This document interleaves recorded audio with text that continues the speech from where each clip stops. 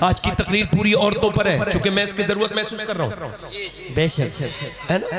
ایک غیر منقسم ہندوستان میں جب ہندوستان تقسیم نہیں ہوا تھا تو پنجاب میں ایک بازید نام کے بزرگ تھے، بازید۔ اچھا ان جو ہے نا، ان کی 2 بیویاں تھی، چودھری تھے، بہت مالدار، ہزاروں بیگھہ زمین تھی، 2 بیویاں تھی، تیسری شادی انہوں نے کی تو تیسری بیوی ٹھیک مل گئی۔ کبھی کبھی بیوی ٹھیک بھی مل جاتی ہے، کوئی نیک بیوی مل گئی۔ اس نے آدمی کو دیکھا کہ یہ آدمی میرا بڑا مالدار ہے، دولت بھی خوب ہے، مگر یہ ایک ہی کمی ہے اس کے اندر کہ نماز نہیں پڑھتا۔ اس نے کہا اسے نمازی کیسے بنانا ہے، سوچنے لگی۔ اس نے دیکھا نوکر جو ہے نا روز کھانا لے کے جاتا ہے اور نوکر شام کو دودھ لے کے جاتا ہے، تو اس نے نوکر سے کہا میں لے کے جاؤں گی رات کو دودھ۔ وہ بیٹھک میں سوتا تھا چودھری، 3 بیویاں تھی، سوتا بیٹھک میں تھا۔ کتنے شرم والے لوگ تھے پہلے، اب تو میاں دوسرے ہی انداز ہو گئے۔ اب تو بیٹھکیں اس وجہ سے بنتی تھی، کوئی میرا دوست آئے، کوئی میرا غیر مرد آئے تو میں اس کو ادھر لے بٹھال دوں بیٹھک میں۔ اب تو گھر میں ہی انٹری کروا لیتا ہے۔ بدتمیز کو، بے شرم کو، بے حیا کو، ارے آج کل وہ دوست نہیں رہے جو نمک کھا کے نمک حلالی کر دے، اندر گھسانے کا کام نہیں ہے دوستوں کو اپنی بہن کے پاس۔ تیری دوستی ہے، تیری بہن بی بی کی دوستی نہیں ہے۔ شرم کر، دیوس ہے ایسا شخص جس کی بی بی غیر مردوں کے سامنے آتی ہو بے پردہ۔ یہ بات دھیان رکھے، اپنے ساتھ غور کرے۔ اب وہ عورت بولی کیسے، تو اس نے سوچا اسی نوکر کے ذریعے، تو اس نے نوکر سے کہا تو دودھ لے کے نہیں جاؤ گے، میں لے کے جاؤں گی۔ اس نوکر کی اوقات کتنی ہوتی، وہ ہٹ گیا۔ یہ شام کو دودھ لے کے پہنچی، چودھری سونے والا تھا، کہا حضور دودھ پیجئے۔ اس نے کہا آپ دودھ لے کے آئی ہیں، میری 2 بیویاں وہ کبھی دودھ لے کے نہیں آئیں۔ کہا حضور مجھے لگتا ہے مجھے زیادہ خدمت کرنی چاہیے آپ کی، میں آپ کی بیویوں، میرا زیادہ حق بنتا ہے۔ اسے چودھری کو تھوڑی خوشی ہوئی، اس نے دودھ دے دیا۔ دودھ دینے کے بعد بولی حضور اگر آپ کی اجازت ہو تو پاؤں دبا دوں۔ چودھری نے کہا ٹھیک ہے، پہلے 1-2 بار منع کر کے اس نے اجازت دے دی۔ اب اس نے پاؤں دبانے شروع کر دیے۔ چودھری کی آنکھ میں جب نیند آئی نا آدھا پون گھنٹے کے بعد، تو عورت نے کہا حضور اگر آپ کو برا نہ لگے، نیند آ رہی ہے آپ کی آنکھوں میں، اگر آپ برا نہ مانے تو صبح فجر کی نماز کے لیے اٹھا دوں۔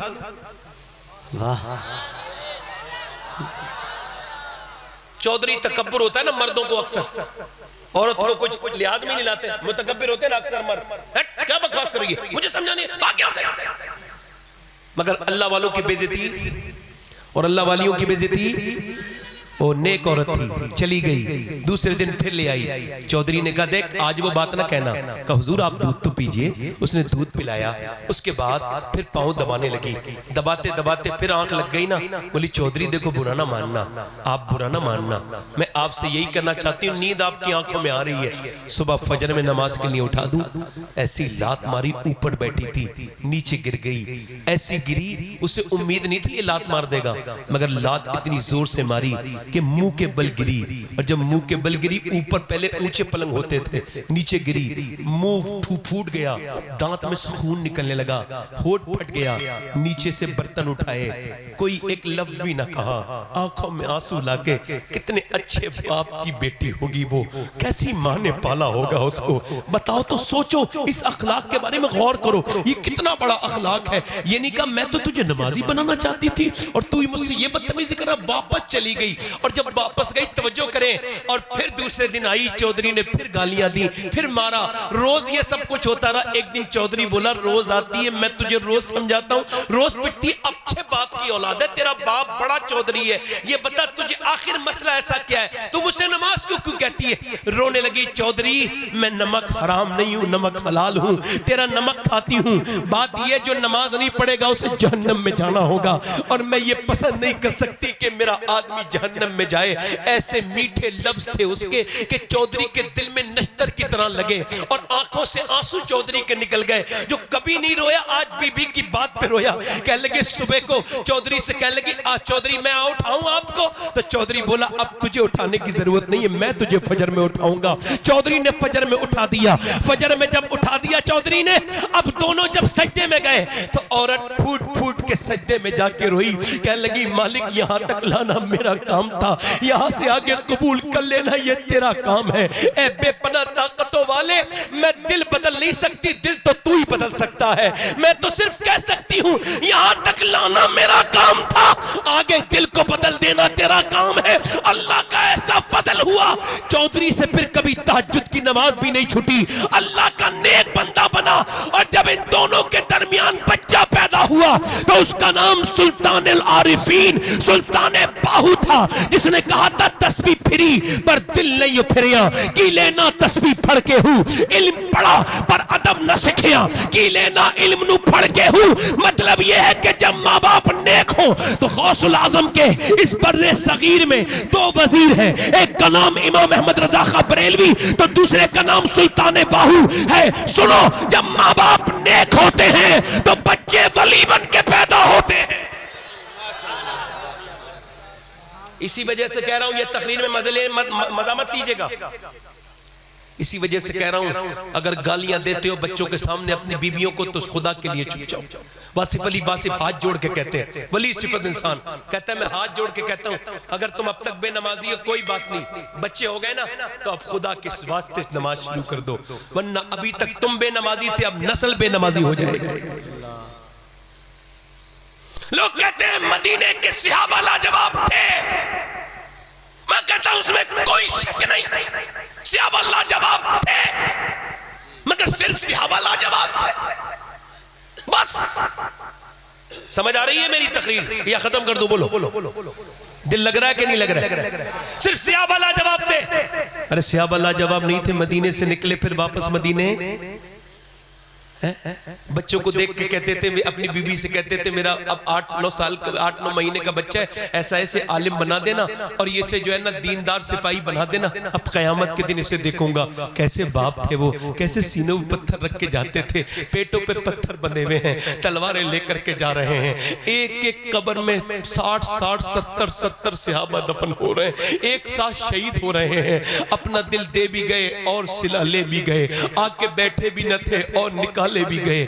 کون وہ مسلمان تھے بتاؤ تو؟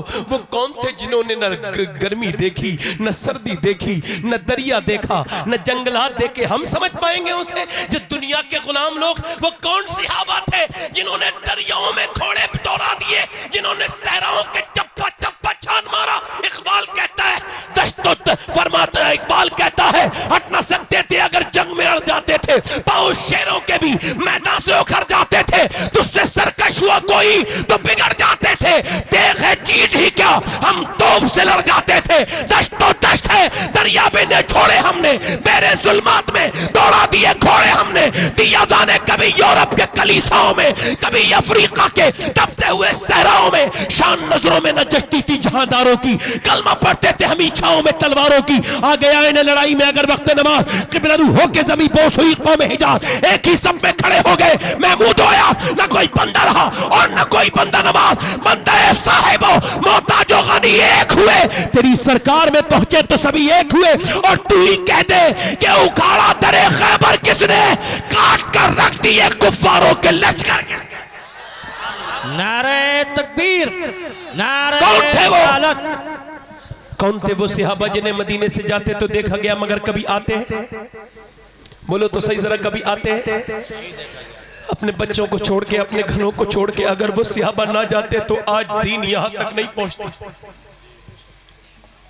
مگر یہ ایک بات ہے، دوسری بات یہ ہے کہ مدینے کی اگر مرد لاجواب تھے تو وہ عورتیں بھی تو لاجواب تھی جنہوں نے پال پال کے اپنے لال حضور کو دیے۔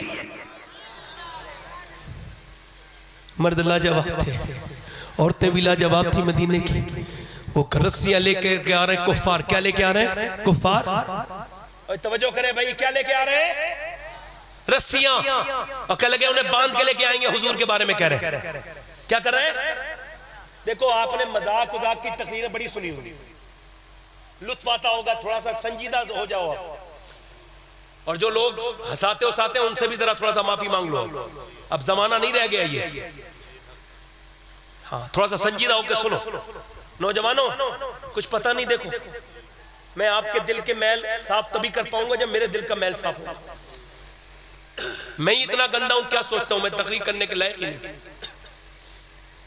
یہ ممبر کتنا بڑی چیز ہے، کبھی کبھی سوچتا ہوں کیا جواب دوں گا اللہ کو جا کے، اس کی بارگاہ میں پہنچوں گا۔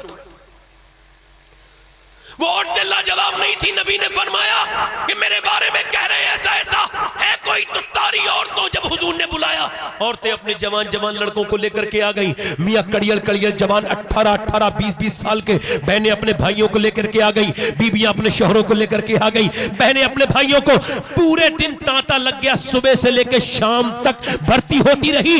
ایک بھی عورت نے یہ نہیں کہا میرے بچے کو آپ خیریت سے لائیے گا, اس کی حفاظت کریے گا. ایک بھی ماں نے, ایک بھی بہن نے, ایک بھی بیٹی نے نہیں کہا کہ میرے باپ کا خیال رکھیے یا رسول اللہ.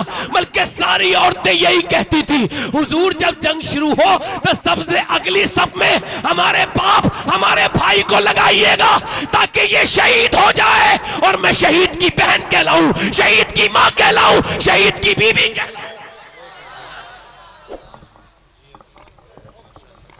شہید کی بولو, جلدی بولو, شہید کی بہن کہلاؤں, بی بی کہلاؤں. پورے دن تانتا بنا رہا. رات کے وقت میں سیدہ خنسا, کبھی گوگل پہ آپ ویکیپیڈیا پہ دیکھیے گا, بہت بڑی شاعرہ تھی اس صحابیہ.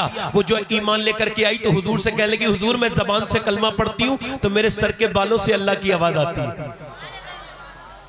ہے نا بھائی. کہاں چلے, کہاں چلے بھائی, ادھر آؤ, ادھر آؤ. نہیں ہنسو مت بھائی, ہنسو مت, ادھر ہنسو مت. بیٹھو بیٹے, کبھی کبھی بیکار لوگوں کی بات بھی سن لیا کرو. ادھر دیکھو, توجہ کرو, توجہ. دل لگ رہا ہے آپ لوگوں کا نہیں لگ رہا؟ کتنے لوگوں کو لگ رہا ہے ذرا دونوں ہاتھ اٹھا کے بتاؤ. ماشاءاللہ, بیٹھو آرام سے, دل لگا کے بولو سبحان اللہ. سیدہ خنسا ہے, ایک صحابی ہے, رات کا وقت ہے, رو رہی ہے سجدے میں. بچے دو ہیں, دونوں اٹھ گئے. دونوں بچوں نے دیکھا رو رہے ہیں, ماں رو رہی ہے. دونوں بچے اٹھ گئے. اٹھنے کے بعد کہنے لگے امی جان آپ کی آنکھوں میں آنسو نہیں دیکھ سکتے, کیوں رو رہی ہیں امی جان؟ ماں کہنے لگی بیٹے تمہیں بتانے کی بات نہیں. اور نہیں اماں بتائیں, ہم بڑے ہو گئے, آپ کی آنکھوں میں آنسو نہیں دیکھ سکتے. ماں کہنے لگی بیٹے سب نے اپنے جوان بیٹے حضور کی بارگاہ میں دے دیے, میرے تو تم چھوٹے دو بچے ہو. میرا بھی دل کرتا ہے میں بھی دے آتی مگر تم ابھی جوان نہیں ہوئے. تو 13 سال والا اور 11 سال والا دونوں چھوٹی تلواریں لے آئے. یا رسول اللہ, کہا حضور کی بارگاہ میں لے کے چل ماں, ہم حضور کی بارگاہ میں اپنی جان دے دیں گے, تیرے دودھ پہ حرف نہیں آنے دیں گے, تیری پرورش پہ کوئی کلام نہیں کرنے دیں گے. ماں تو لے کے تو چل, ہمارا بچپن نہ دیکھ, ہمارے جذبوں کو دیکھ, ہم حضور کی بارگاہ میں قربان ہو جائیں گے. میرے نبی کی ہے یہ شان, بچہ ہے قربان. وہ زمانہ تھا, یہ زمانہ تو نہیں ہے نا. اللہ اکبر. وہ چلے صحابہ اور وہ دونوں چلے, دونوں بچے ماں کے ساتھ ماں کے قریب پہنچے. ماں حضور کے قریب پہنچی. ماں حضور کو کے پاس لے کے گئی. اللہ کے رسول سے کہنے لگی میرے بچے, حضور نے فرمایا چھوٹے ہیں, 13 سال کا بچہ تیرا چھوٹا ہے, 11 سال کا تو اور بھی چھوٹا ہے. تو 13 سال والے نے تلوار چلا کے حضور کو دکھائی. سرکار نے فرمایا ٹھیک ہے یہ تو چلا جائے گا مگر 11 سال والا ابھی نہیں جائے گا. جب حضور نے یہ فرمایا تو 11 سال والا اپنے پنجوں کے بل کھڑا ہو گیا اور کہنے لگا حضور میں بھی بڑا ہوں, مجھے دیکھ لیجئے, میرا بھی قد بڑے بھائی کی برابر ہے. فرمایا نہیں تم ابھی چھوٹے ہو. اللہ کے رسول سے کہنے لگا یا رسول اللہ میں اس سے عمر میں چھوٹا ہوں مگر طاقت میں اس کے بالکل برابر ہوں. آپ ایک مرتبہ میری کشتی تو کرائیے اس کے ساتھ, میں اسے گرا لوں گا اپنے بھائی کو. حضور نے فرمایا اچھا کہا. اب جب کشتی کرائی تو اپنے بھائی کے قریب جا کے بولا بڑوں کا کام ہوتا ہے قربانی دینا. دیکھ تیرا تو ایڈمیشن ہو گیا, تیری تو بھرتی حضور کی بارگاہ میں ہو گئی. ایسا کر تو آج گر جا, اگر تو آج گر گیا تو اللہ تجھے اس کا بدلہ دے گا. پھر رو کے بولا بھائی تو اکیلا شہید ہوگا مجھے اچھا نہیں لگے گا, میں بھی تیرے ساتھ جا کے شہید ہوں گا. جب اس کی یہ پیاری باتیں میرے حضور نے سنی تو بچوں کے سر پہ ہاتھ رکھ دیا. فرمایا جب تک ایسے بچے اور ایسی مائیں دنیا میں رہیں گی اسلام کا کوئی بال بیکا نہیں کر سکتا ہے, کوئی اسلام کا بال بیکا نہیں کر سکتا ہے. جب تک ایسے بچے اور ایسی مائیں دنیا میں رہیں گی. اے بریلی شریف کے غیور مسلمانوں, ذرا اپنے بچوں کو تو غور کرو. تمہارے بچے مسجدوں تک میں نہیں جاتے, تمہارے کہنے سے برباد ہو رہی ہے یہ نسل. سنو اب اس کے بعد اب ماں نے اپنے بچوں کے سر پہ ہاتھ رکھا. خنسا کہنے لگی اے میرے بچوں, اے میرے بیٹوں, میں نے مزدوریاں کی ہیں, جھاڑو لگائی ہے, میں نے کپڑے دھوئے ہیں لوگوں کے, میں نے تمہارا باپ کے مرنے کے بعد تمہاری پرورش کی مگر بڑھاپے کی لاٹھی بنانے کے لیے نہیں پالا ہے, میں نے حضور کے نام پہ قربان ہونے کے لیے پالا ہے. اے میرے بچوں ایک بات یاد رکھنا، میں تمہارا انتظار نہیں کروں گی، بلکہ یاد رکھو جب تمہارے شہید ہو تو یاد رکھنا میرے لالو، جتنے بھی زخم آئے سینے پر آئے، ایک بھی پیٹھ پر نشان نہیں ہونا چاہیے، تاکہ لوگ دیکھیں تو سمجھ لے مدینے کی عورتیں بزدل پیدا نہیں کرتی، شیر دل پیدا